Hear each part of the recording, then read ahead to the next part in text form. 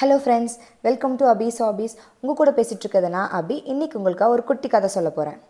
ஒரு காட்டில் வெட்டுக்கிளி ரொம்பவே சந்தோஷமாக விளையாடிட்டுருக்கு. அதோட எதிர்காலத்தை பற்றி அது கொஞ்சம் கூட கவலைப்படவே இல்லை. அதே நேரம் அந்த பக்கமாக ஒரு எறும்பு அது சாப்பிட்றதுக்காக உணவை தூக்கிட்டு அதோட வீட்டுக்கு போயிட்டுருக்கு.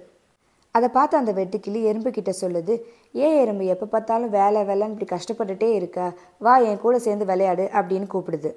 அதுக்கு அந்த எறும்பு சொல்லுது, இல்லை கொஞ்ச நாளில் மழைக்காலம் வந்துடும், அப்போ சாப்பாட்டுக்கு ரொம்ப கஷ்டமாக இருக்கும், அதனால தான் நான் இப்போ சேர்த்து வச்சிட்ருக்கேன்னு.